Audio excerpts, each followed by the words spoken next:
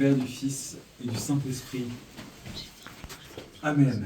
Ton frère était mort et il est revenu à la vie.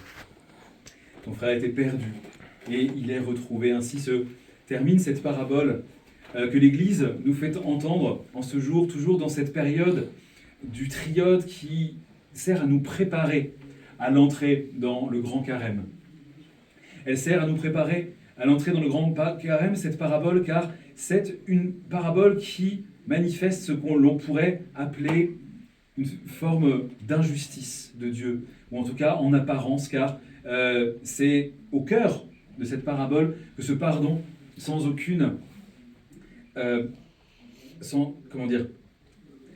doute, sans aucun délai, le Père de cette parabole qui représente notre Père céleste, ne demande rien à son Fils qui revient après pourtant être tombé dans la débauche, avoir dévoré tout l'argent qui lui appartenait en vivant n'importe comment, plutôt que d'en être un économe fidèle.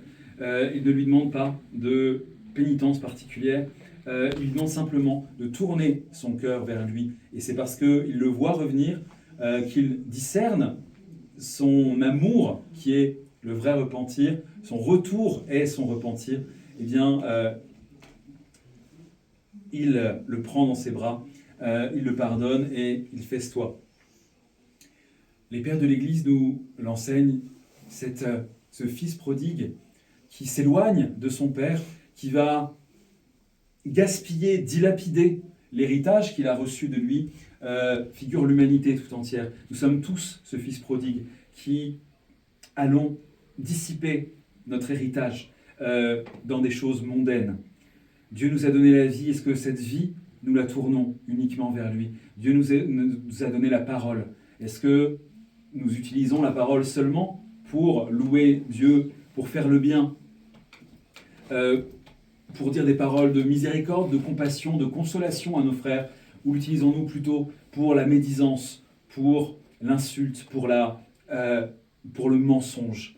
Dieu nous a donné également une intelligence, il nous a donné toutes sortes de talents, et toutes ces choses que nous ne méritons pas, qui sont de purs dons gratuits de sa miséricorde, car sans qu'il nous soutienne dans la vie, nous retournerions, et comme l'univers entier retournerait au néant. L'univers ne continue d'exister que parce que Dieu l'a appelé du néant à l'existence et qui lui fait partager son être, puisque il n'y a que Dieu qui soit de manière véritable. Il n'y a que Dieu qui soit l'être au sens véritable du terme, car il est l'être éternel. Il n'a pas de commencement, il n'a pas de fin. Ainsi est-il le seul être à être. Puisque nous, cette existence que nous recevons, eh bien, nous n'avons rien fait pour l'obtenir et elle pourrait nous être enlevée si Dieu ne cessait d'intervenir dans notre vie pour nous faire partager ce qu'il est. Eh bien, tous ces dons que nous recevons du Seigneur, trop souvent, eh bien, nous les utilisons pour nous éloigner de lui. En tout cas, nous l'utilisons pour des choses qui ne nous rapprochent pas de lui. Je parlais de la parole que nous pouvons utiliser pour le mensonge. Notre corps, nous pouvons l'utiliser pour faire le mal et commettre l'impureté, non pas pour faire le bien et apporter justement des choses bonnes au monde et à nos frères. Ainsi sommes-nous tous dans notre vie quotidienne ces héritiers qui dilapidons ce que Dieu nous donne dans des poursuites qui sont vaines, dans des ambitions qui nous éloignent de lui, ou simplement des distractions qui nous font oublier que ce dont notre âme est véritablement assoiffée, c'est la présence du Seigneur, et qu'il n'y a que cette présence du Seigneur qui pourra véritablement nous contenter, véritablement nous rassasier, véritablement épancher notre soif.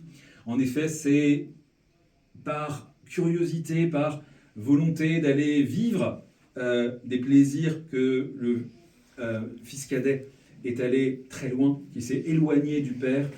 Il a voulu se rassasier et finalement, il se rend compte qu'il est dans la disette, dans la famine, que plus rien ne le nourrit. Évidemment, cette famine qui s'abat sur le pays lointain, sur le pays dans lequel le fils cadet se retrouve à garder des porcs alors qu'il était fils d'une noble famille.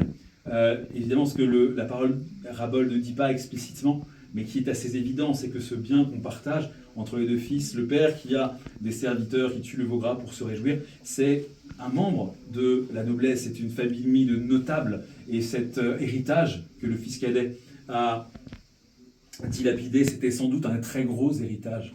Eh bien,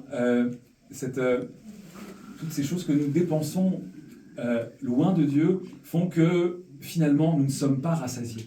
Les pères nous le disent. En fait, le paradoxe absolument terrible, c'est que lorsque nous cherchons à poursuivre les ambitions du monde, les plaisirs de la chair et toutes ces choses vers lesquelles nos passions nous portent, nous avons l'impression que nous allons en tirer du contentement. Nous avons l'impression que ces choses-là vont nous nourrir. Et finalement, on se rend compte qu'elles nous laissent absolument affamés, malades et désespérés de trouver une autre nourriture qui, elle, nous rassasiera complètement. Nous mourrons de soif au bord de la fontaine si nous sommes trop loin du Seigneur, qui lui est la source qui jaillira pour l'éternité si nous acceptons de nous y abreuver. Ainsi, cette parabole nous dit également une chose très très profonde, outre que le fils cadet, c'est chacun d'entre nous, c'est l'humanité en général et chacun d'entre nous en particulier. Elle nous dit aussi que dans toute cette création du monde, il y a eu un jaloux, il y a eu une jalousie. Qu'est-ce que c'est que cette jalousie du frère aîné ? Eh bien, c'est la jalousie des mauvais anges. C'est Lucifer qui s'est dit non serviam au Seigneur, qui a voulu prendre sa place, et notamment, nous disent certaines traditions, parce que il n'a pas supporté que Dieu voulut faire de l'homme le roi de sa création, cette créature animale par rapport à un ange, cette créature extrêmement faible par rapport à un ange qui a besoin d'apprendre, qui peut se tromper, alors que les anges ont une connaissance immédiate, une intelligence infiniment supérieure à la nôtre, qui embrase le passé, le présent, l'avenir. Cet ange, le plus beau d'entre tous, Lucifer, n'a pas accepté que la créature la plus privilégiée du Seigneur soit l'homme qu'il s'apprêtait à créer. Et c'est ainsi que, juste avant la création de l'homme, nous dit-on, eh bien, un tiers des anges se sont rebellés parce qu'ils ont été jaloux du destin que Dieu avait déjà prévu pour nous, les hommes.